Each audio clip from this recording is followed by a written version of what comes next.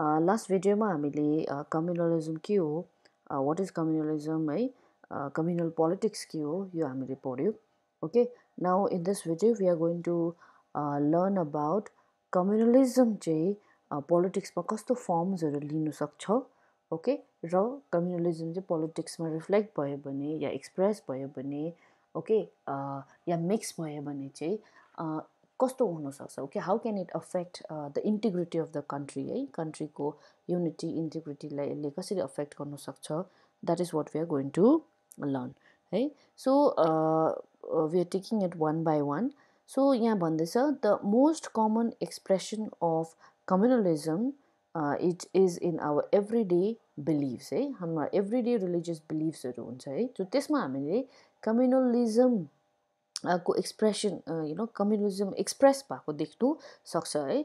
जस्तै हाम्रो everyday practices जुन चाहिँ हाम्रो रिलिजियस प्रेजुडिसेस छ. रिलिजियस प्रेजुडिसेस भनेको चाहिँ प्रेजुडिस भनेको चाहिँ कुनै पर्टिकुलर रिलिजनको बारेमा अगाडिदेखि नै एउटा प्री कन्सिभ नोसन, त्यो रिलिजनको बारेमा अगाडिदेखि नै तिमीले एउटा धारणा बनाउनु है, त्यहाँ त्यो रिलिजन चाहिँ यस्तो हो उस्तो हो भनेर. That is called what? Prejudices. That means having a pre notion, having a pre judgement है. त्यो चिज जान्नुभन्दा अगाडि नै तिमीले एउटा सोचिसकेको छ त्यो चिज चाहिँ यस्तो होला भनेर.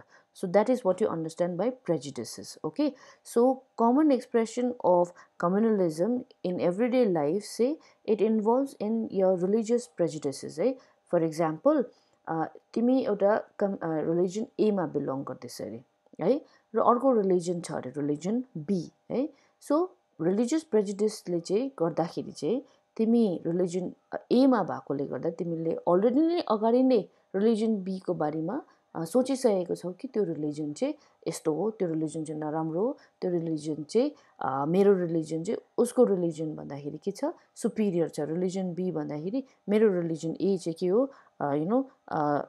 एकदमै सुपिरियर हो है, ठुलो हो है, मेरो रिलिजन चाहिँ राम्रो हो, बेटर हो, त्यो अर्को रिलिजन बी चाहिँ के होइन, राम्रो होइन है. सो यसरी हामीले जब स्टिरियोटाइप गर्छ कुनै रिलिजियस कम्युनिटी है, सो त्यो रिलिजन बी मान्ने कम्युनिटीलाई चाहिँ यो त त्यो कम्युनिटीको त्यो रिलिजन फलो गर्ने उनीहरू पनि त्यस्तै हुन्छ भनेर हामीले के गर्छ, त्यो रिलिजन बी मान्ने मान्छेलाई के गर्दैछ, हामीले स्टिरियोटाइप गर्दैछ नि. ओके, बेस्ड अन हामीले सोचेको जुन चाहिँ हामीले बनाएको जुन चाहिँ धारणा छ त्यो रिलिजनको बारेमा है, हामीले जे सोचेको छ त्यो रिलिजनको बारेमा जुन चाहिँ प्रेजुडिस बनाएको छ त्यसको बेसिसमा हामीले त्यो रिलिजन फलो गर्ने पिपलको बारेमा पनि त्यसलाई पनि त्यो पिपललाई पनि हामीले के गर्दैछ, स्टिरियोटाइप गर्दैछ. द्याट ओके त्यो रिलिजन बी चाहिँ नराम्रो छ र यो रिलिजन बी मान्ने मान्छेहरू पनि त्यस्तै नै हुन्छ है. So that is the way communalism है एक्सप्रेस हुन्छ. ओके, हाम्रो एभ्रीडे बिलिभ्समा है. र अब यसरी हुँदाखेरि चाहिँ हामीले यादै हुँदैन, तर we are actually in the first step of communalism है. So when we start thinking like this है, अन दिस लाइन्स है, कन्सिडरिङ कुनै अरू रिलिजनलाई चाहिँ नराम्रो सोच्नु, कुनै अरू रिलिजनको पिपललाई स्टिरियोटाइप गर्नु है, या आफ्नो रिलिजनलाई मात्रै अरूको भन्दाखेरि बेटर हो भनेर जब हामीले सोच्छ, okay, we are already in the step of communalism है. र यो चिज चाहिँ अब यति साह्रो कमन छ द्याट यसलाई हामीले के गर्दैन, नोटिस नै गर्दैन. तर यसलाई हामीले के गरिरहेको हुन्छ, नोइङली अनलोइङली यसलाई फलो गरिरहेको हुन्छ, बिलिभ गरिरहेको हुन्छ. ओके, र यो चाहिँ it is very very dangerous र यस्तो हुनु चाहिँ हुँदैन. Okay, the next thing is a communal mind often leads to a quest for political dominance of one's own religious community है. जो कम्युनल माइन्ड छ, जसको कम्युनल माइन्ड छ, जसले कम्युनल प्रकारले जो सोच छ, they would always want that उनीहरूको रिलिजनको पिपल चाहिँ के होस्, पावरमा आओस् भनेर. Okay, those belonging to majority community, this takes the form of majoritarian domination. र जो माइनोरिटीमा छ, it can take the form of a desire to form a separate political unit. So communal mind हुनु चाहिँ both majority religion को लागि र minority religion दुइटैको लागि इट क्यान बी डेन्जरस। जो मेजोरिटी रिलिजनको पिपल छ, जब उनीहरू कम्युनल माइन्डसेटमा सोच्छ, they would want their political dominance, they would want their people to come to power, their religion to come to power and have the political dominance है। On the other hand जो minority people, minority रिलिजनको पिपलहरू छ, जब उनीहरूले communal minds develop गर्यो भने, जब उनीहरूको कम्युनल माइन्डसेट भयो भने, या उनीहरूले कम्युनलिजमको लाइन्समा सोच्नु थाल्यो भने, उनीहरूले के गर्छ, they will start demanding for a separate political unit, separate state उनीहरूले के गर्छ, डिमान्ड गर्नु थाल्छ या डिजायर गर्नु थाल्छ। Political mobilization on religious lines is another frequent form of communalism. This involves the use of sacred symbols, religious leaders, emotional appeal, and plain fear in order to bring the followers of one religion together in the political arena. In electoral politics, this often involves special appeal to the interest or emotions of the voters of one religion in preference to others. Political mobilization on religious lines, this is one of the most dangerous forms of communalism in politics. So this happens when जब लिडर्सहरूले पिपलहरूलाई रिलिजनको लाइन्समा के गर्नु थाल्छ, mobilise गर्नु थाल्छ। Okay, and leaders actually लिडर्सहरूले they take the form of secret symbols भयो है, religious लिडर्सहरू भयो है, र यसरी उनीहरूको हेल्प लिएर चाहिँ उनीहरूले आफ्नो रिलिजनको पिपललाई इमोसनली अपिल गर्नु थाल्छ कि यस हामी चाहिँ एउटा रिलिजनको पिपल हो र तिमीले चाहिँ हामीलाई के गर्नुपर्छ, सपोर्ट गर्नुपर्छ या मलाई भोट गर्नुपर्छ, बिकज हामी एउटा रिलिजनको पिपल हो, हामी एउटा रिलिजनको पिपलले मिलेर चाहिँ के गर्नुपर्छ, गभर्मेन्ट आफ्नो पिपललाई जिताउनुपर्छ र गभर्मेन्ट फर्म गर्नुपर्छ। Okay, so this is one of the most dangerous form of communalism in politics. Okay, that's what is said here. Electoral politics ma, it involves a special appeal to interest or emotions of voters of one religion in preference to the others. अरू रिलिजनलाई जिताउनु भन्दा चाहिँ हाम्रै रिलिजनको पिपललाई जिताउनु के हो, राम्रो हो। And that is how political mobilization happens, by using religion, okay, as a means of getting votes. Okay, by using the sacred symbols, by using the religious leaders to actually get votes and come to power. Okay, so this can be very very dangerous. Okay, now अर्को के छ, sometimes communalism takes its most ugly form of communal violence, riots and massacre, right? So many times communalism को सबसे ugliest form चाहिँ के हो भन्दाखेरि जब के गर्छ, दंगा फसाद है, कम्युनल भायोलेन्स भन्छ, रायट्सहरू भन्छ, म्यासेकर, पिपलले एउटा रिलिजनले अर्को रिलिजनको पिपललाई they start to kill them. Okay, they start to torture them है, उनीहरूलाई जब उनीहरूले यसरी रायट्सहरू हुन्छ है, झगडाहरू हुन्छ। So that is one of the most ugliest form of communalism in politics. This can be understood from the example of India and Pakistan. Okay, जुन चाहिँ इन्डिया र पाकिस्तानको जब पार्टिसन भयो, ओके, द पार्टिसन जुन चाहिँ भयो इन्डिया र पाकिस्तानको, it was all based on religious ग्राउन्ड्समा भएको हो नि। रिलिजनले गर्दा, डिफ्रेन्स अफ रिलिजनले गर्दाखेरि इन्डिया एन्ड पाकिस्तानको पार्टिसन भएको थियो। Alright, and during that time we saw one of the most communal, the worst communal riots है, हाम्रो कतिजना हिन्दुजहरू, कतिजना मुस्लिम्सहरू, बोथ द साइड्सहरूले इक्वली के गरे, सफर गर्यो। Okay, so many people were killed, कतिजना इनोसेन्ट पिपलहरू they lost their lives in this communal violence that took place during the partition of India and Pakistan. Okay, so communal violence, riots or massacre, it is one of the worst or the ugliest form of communalism in politics. Okay, so that is how communalism चाहिँ पोलिटिक्समा reflect हुनु सक्छ है। र अब this should be avoided है। This communalism चाहिँ पोलिटिक्समा रिफ्लेक्ट हुनु चाहिँ it can have a very bad effect है, it can have a very negative impact on the community है, र यसले हाम्रो कन्ट्रीको कुनै पनि कन्ट्रीको इनफ्याक्ट त्यसको इन्टिग्रिटी, युनिटी है, र पिस एन्ड हार्मोनीलाई के गर्न सक्छ, डिस्ट्रोय गर्नु सक्छ। ओके, सो जति सक्दो कम्युनलिजम ग्राउन्ड्समा चाहिँ या कम्युनलिजम या कम्युनल माइन्डसेट चाहिँ पोलिटिक्समा मिक्स हुनु चाहिँ it should not be done. Okay, it should be avoided. All right. So अब India र पाकिस्तानको partition हुँदाखेरि we have already seen this kind of communalism getting reflected in politics है. कम्युनलिजम पोलिटिक्समा मिक्स भएको हामीले अलरेडी त्यति बेला देखिसकेको थियो. ओके, सो त्यसले गर्दाखेरि चाहिँ हाम्रो जब कन्स्टिट्युसन मेकर्सहरू हाम्रो लिडर्सहरूले they wanted to avoid such situation in future है. इन्डियामा फेरि फ्युचरमा त्यस्तो खालके कम्युनल राइट्स नहोस् भनेर चाहिँ, ओके, त्यसरी कम्युनल पोलिटिक्स नहोस् भनेर चाहिँ they took very important step. Okay, and that step, okay, was taken while making of the Indian constitution जब हाम्रो बनायो त्यति बेला चाहिँ एउटा important step लिएको थियो, and that was to establish India as a secular state.